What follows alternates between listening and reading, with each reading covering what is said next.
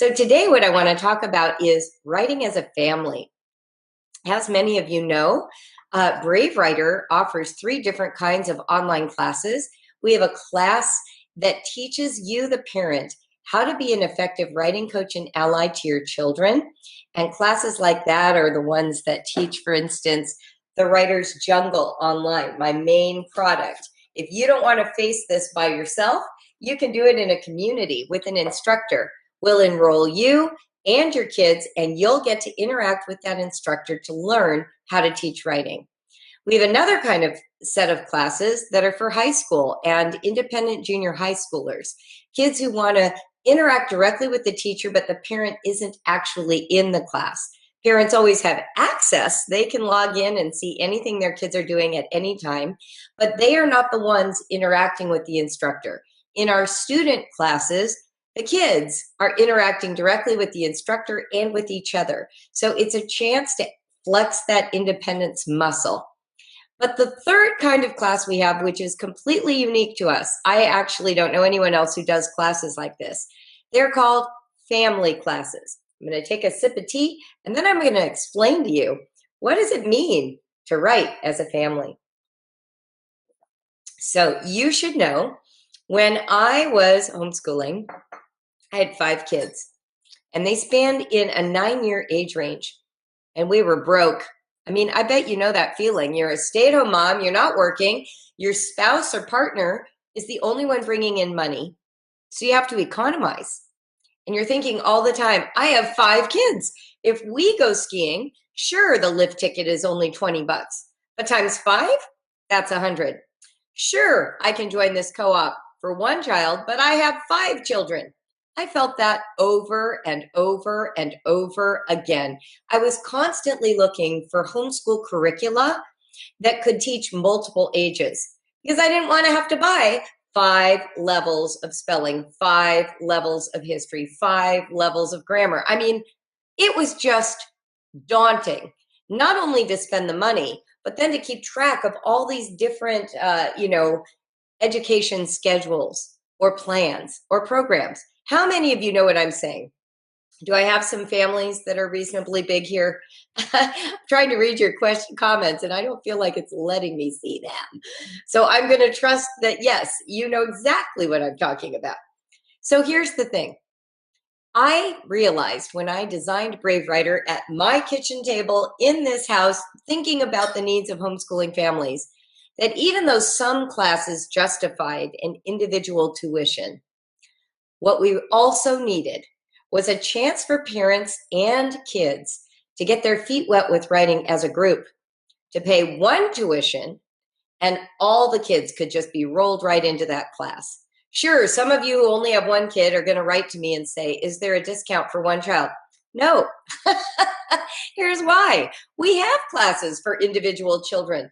This class can have a single child in it, and I still think the price is perfectly valid for 1 child. But we also want to make it possible for parents of 2 through 15 kids to sign up for a class where you pay 1 price and the whole family is on the same page, doing the same activities together with 1 instructor. Now, some of those classes are different than writing the academic essay. That really needs a one-on-one experience. But did you know that you could kindle to life enthusiasm for writing by focusing on something that is adjacent to typical writing forms? Let me give you an example. So let's say you have been influenced by lovely Charlotte Mason, who urges us to get outside in all kinds of weather to enjoy the great outdoors. And you've heard of this practice called nature journaling, where, you've got your notebook and you've got a pen and you're going to start drawing, pictures that represent nature. This is not nature, but you would start drawing. And then you write down things like the temperature, or you might name the tree. Yeah, it's an elm tree. Or you might identify that there's a dragonfly that keeps landing on top of the water of the creek and lifting off. So you start to make detailed notes, maybe even not so detailed, just the start of little captions to encourage you to be more sort of present to nature when you're out in it. so that it's not just rushing by you in a sea of green and blue, but you are pausing, taking notes, attempting to name and identify, going home and looking at a field guide to help you understand what you just saw. Nature journaling is this adjacent experience for writing. On the one hand, you're observing and you're drawing, and then on the other, you're writing captions. How can you encourage this nature journaling activity in your family? Well, we have an online class called Nature Journaling. You pay one tuition, all of you are enrolled, and we give you little hikes and processes to try to enrich the nature experience to trigger the impulse for writing. In other words, your kids and you are signing up for a class in the fall where nature is just bursting with aliveness, or slow death, however you want to look at autumn. And you get to participate in it by walking and observing and naming and exploring. And then we give you strategies for turning some of that into writing your kids will value. But here's the cool thing. Your kids don't even really realize they're writing because their focus is on nature. They're like talking through their fingers, which is all writing is, but we're asking them to express through their fingers onto a screen or a notebook what they're experiencing and exploring in nature, which gets the writing impulse going. It helps them discover writing sort of through a side path, the scenic route. Does that make sense? So nature journaling is an example of one of our family classes where you pay one tuition and everybody is signed up. Another example of a family class that is my personal favorite because I designed it is called Groovy Grammar. And it's not because I designed it that it's great. It's because I love the design. It's not because of me, it's because of me. Does this make sense? So here's what I mean. Most of the time, when you are studying grammar with your kids, you have like a grammar program, and you get one for each level of child. And so you're supervising, your third grader understanding nouns for the first time while you're trying to dissect or diagram a sentence with your seventh grader. And you are trying to remind yourself, what is a past participle again? Like you can't really remember, but your seventh grader has to know. Like that's how we teach grammar. And it literally in traditional school environments, they reteach grammar every year. Do you know why? Because no one retains grammar. Why would you? You're a fluent native speaker. You don't have to consult the rules of grammar in order to form a sentence. You go by ear. Does it sound right? Are these words in the order that most people use them? That's how native speakers speak. And knowing whether a word is a noun or a verb doesn't alter my ability to communicate. Oh, but wait until you teach me Arabic. Now, I got to know which words are verbs, which are nouns, and what order to put them in. Because nothing sounds right to me. I have no innate connection to the language. I have no ability on my own to determine if that sentence makes sense. Suddenly, understanding grammar is crucial to my success in this second language. So part of the reason we learn grammar is to have this appreciation for just how language fits together and the way it really is like a Rubik's Cube. You're twisting it and turning it and trying to align the colors. That's what language is like. In Indonesia, in one of their main languages, did you know that to form a plural, you repeat the word? So I might say teacup, teacup to mean two teacups. Okay, that's part of what creates the melodic sound of Indonesian, which, by the way, comes from a language that is surrounded by lapping water, waves coming onto the island shore. If you listen to Hawaiian, it almost sounds like you are standing on the beach. All of these features of language, the grammatical structure, the way it sounds, the sequence of the words, are rooted deeply in worldview and the natural world, an understanding of the source of language, not just how we parse it based on a linguistics analysis. So as I took all this in, that grammar is actually the glamour of language. It's the sequined jacket, the sequined jacket. It's the high heels. It's the shoes you trek in. It's both the hiking shorts and the cocktail dress. Language is the way we dress up our thoughts, feelings, and experiences to make an impact on the reader. And we make grammatical choices as native speakers to create connection with an audience. We are not marshaling the grammar of a sentence just for accuracy. Accuracy is such a low standard for the enjoyment of grammar. No, we are actually getting to know the guts, the architecture, the bones, the skeleton of language so we can play with it, so we can manipulate it. I love to give this example on the phone when people call me. What part of speech is the word table? Just think for a moment. Table. Here's a table behind me. What's the part of speech when we say table, especially when we're pointing to that piece of furniture?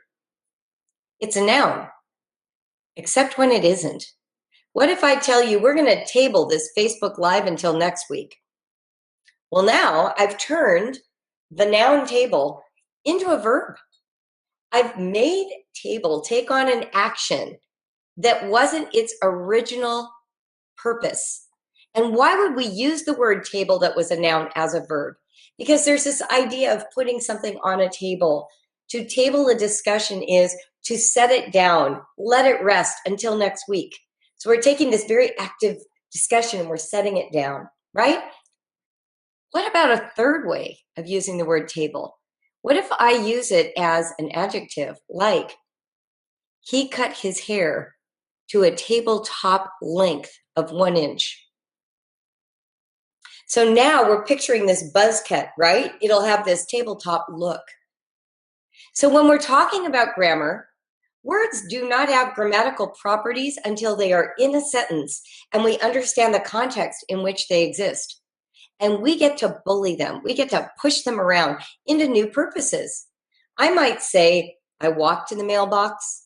I might say I skipped to the mailbox, which is a lot more active and it creates a different view in my imagination. But what if I said, I hopscotched to the mailbox? Well, now you have something, because that's an unusual use of the word hopscotch, but I can picture it immediately, and it gives me a whole different understanding of this person who does the, transporting of self to a mailbox. Are you hearing me? So, with all this in mind, I built a grammar class. My goal in this grammar class for families, this workshop that's for families, is to get you to think completely differently about these assignations. What is a verb? What is a noun? What is an adjective? It's also a chance to do the work of a linguist, of a grammarian. How do we categorize words? Why would we? The very first week, we send your kids on a word scavenger hunt where they start collecting them and assigning them to their own rules, to start to experience the way words jostle against each other and share properties and differentiate from each other. That is what linguists do in every language of the world. Why wouldn't we start there with our children? And how important is grade level for that work? You could be doing it. Your 8-year-old could do it. Your 15-year-old could do it. That's why it's a family class. Your entire family will have this immersive experience of exploring grammar and enjoying it, rather than simply doing the nitty-gritty work of what's a noun, what's an adverb, how do I tell the difference? Okay, you got it right, you got it wrong. That is the least interesting way to discover the power of grammar in writing. So we are about power in writing in Brave Writer, not mere accuracy. And the Groovy Grammar Workshop does it in spades. So if you're looking for a way to seduce your kids back into a good relationship with grammar, that is hands down the best way to do it. Another class that is one of our family classes is the Shakespeare Family Workshop. Here's what I love about that class. You get to do a deep dive into Shakespeare with your kids, but your goal is to sort of get this 360-degree view of the contribution that Shakespeare made both to the English language and to literature. You're not responsible for reading the entire play of Hamlet and being able to understand it perfectly. No, we're going to introduce you to the period of his life and the kind of theater that he wrote for and all the different properties of language that Shakespeare employed. Did you know he contributed by himself over 2,000 words to the vocabulary we use today? Words like eyeball. That's a Shakespeare original. Did you know that? In that class, we help your kids learn about the Old Globe Theater and take a look at some YouTube videos of soliloquies and understanding the properties of a sonnet and the opening prologue of Romeo and Juliet. This is a phenomenal class if you feel like so many of us do, like, oh, Shakespeare's scary. I don't know how to teach it to my kids. If you feel that way, this is the perfect class for you. If you have kids who are getting ready to do high school level Shakespeare, this is a great place to start. It's like the introduction to the Bard so that you can springboard yourself into reading Romeo and Juliet and feel confident to do it. Our instructor who teaches it has been teaching this class, oh my gosh, I think for 15 years. And it is hands down one of the most popular classes we hear about later from parents. They're like, it really ushered in a deep passion for Shakespeare in our family. Now I'm going to look really quick because I want to make sure I'm not forgetting any of these wonderful online classes that we have coming up. Let's see, other family classes. I think those are our main family classes that we have going right now. And so let me just recap on that part. Family classes then are all about introducing you and your kids to a writing experience as a group. You pay one tuition, everybody's enrolled, nature journaling, Groovy Grammar, or Shakespeare Family Workshop. These create in your family a shared writing life rather than writing assignments. Do you know what I mean by that? As the words escaped my lips, I thought, I wonder if they know what it means to have a shared writing life. Here's what I mean. A shared writing life means everybody's contribution counts. And we're all thinking about the same things at the same time. And we are pinging off of each other. There's a dynamism in the household around the writing. So let's say you take this nature hike into the local nature center and you've seen all these birds and one person's jotting them down on a clipboard and another person is paging through the field guide looking to identify that bird on the wire and somebody else is trying to imitate the sounds. And then you think to yourself, oh, that's such a good sound my daughter's making. I wonder if I can think of how to spell that. And then you start thinking, you know what, that's an onomatopoeia. I'm going to explain to her that she's using onomatopoeia because that's a literary device. And then we're all going to go home and we're going to write as much as we remember from the hike. We're going to look up how to spell the name of that bird. We're going to see what other properties it has that we didn't even get to experience yet. We're going to listen to some of the sounds that bird makes online, like that.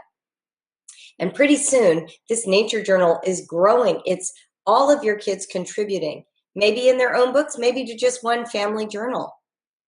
Same with Groovy Grammar. Everybody's going around collecting words, sticking them on Post-it notes all over the house, creating new word sculptures, and we're all entertained. And we're all supporting each other. And we're building off of the great ideas of a sibling or a child or a parent. Poetry, playing with poetry workshop. Oh my goodness, that's the other one. Those are the bomb.com. Literally, our poetry workshop is the place where non-homeschooling parents often show up, often a dad. Like suddenly they're writing haikus or concrete poems because they see the whole family doing it. I remember one family writing to me and the mom said the dad got jealous watching her kids and her have so much fun. So then he asked if they could do the poetry workshop activities on Sunday afternoons when he was home. So they did that for the whole class. These are ways to incorporate the whole family around a learning adventure, as opposed to it being for school or directed at a child for a grade. Brave Writer is about writing growth, not grades. And we want parents to participate, not just supervise children. My goodness, if you're in that poetry class, I hope you're writing poems. If you're in Groovy Grammar, I hope you're collecting your own words. If you're nature journaling, I hope you're out there drawing the elm tree. If you're in the Shakespeare class, I hope that you're trying to memorize a sonnet. This is what it means to be a family of learners. This is what home education is all about. It is not about you doing education to your children. It's about a family shared adventure into learning. And because I was just like you, with 5 kids, trying to get it all together, I wanted to do one thing at a time with all 5 children. Don't you? And don't you want to just pay one price? I did. Basically, what you have to do is look at Brave Writer and go, what was Julie feeling during her years of homeschool? And then the second that you see that class in front of you or that program, you'll know this is what Julie wishes she had. This is what Julie knows would be so helpful to a homeschooling family. I built everything through my intimate relationships with all of you and through my own memories of the frustrations of being a home educator. Oh, look, I'm starting to see comments. I want to see if there are any that are questions. Oh, good. I see you talking about arrows. Oh, this is lovely. Farzana says she just finished a magical nature journaling class. Groovy Grammar, all these family classes are good for all the way to the youngest to the oldest. Now, for Groovy Grammar, a 5-year-old who isn't writing may not get as much out of it, but that doesn't mean there isn't a level of it that you could do with a 5-year-old. But I would say that the typical target age is going to be somewhere between 8 and 16, 17, like that. And for nature journaling, all ages. For Shakespeare, I would say 8 and up. For, what was the other one? Playing with poetry, every single age. There's no age that can't do that class. Yay. I was never taught grammar. It was thought irrelevant in the 70s. Well, here's the crazy thing. In a weird way, Sam, it was irrelevant in the 70s and continues to be. That is somebody who is admitting that grammar, when it is taught in this wooden, straightforward way to native speakers, it's like Teflon. It bounces off of you. You will be shocked at how much your kids retain about grammar after they take Groovy Grammar, because now they're thinking like a linguist or a grammarian. They're not just analyzing a sentence and trying to get it right. Sashayed, nice word. Everybody needs help with their relationship with grammar. We're all damaged from terrible instruction. Most of us are damaged from terrible writing instruction. That's why Brave Writer exists, to help you out. Playing with poetry. Yep, there it is. Let's see what else. Kirsten Merriman is our online administrator, and she has posted some helpful links in the comments for you so that you can go back and do your own research. But to recap, the family classes have one tuition. All your kids are enrolled. You are participating as well as your spouse or partner, and the instructor is guiding you all on a journey to discover how to be powerful in writing, not just how to be accurate. So I hope you'll sign up. We would love to have you join us. We have many classes still with sessions left. Fall, by the way, perfect for nature journaling. Literally one of the best seasons of the year for that experience, and a really lovely way to justify going outside during the homeschool day. You will still feel productive, and you will be getting to enjoy the beautiful fall weather. Unless, of course, you're in the Southwest where it's still 100 degrees. But, you know, the rest of the country. So I hope that was useful to you. Thanks for hopping on this morning. And if you have more questions, post them in the comments, and one of our wonderful staff members will be responding to you to make sure that you have the answers you need. Thanks for joining me. I'll see you online. Bye, everybody.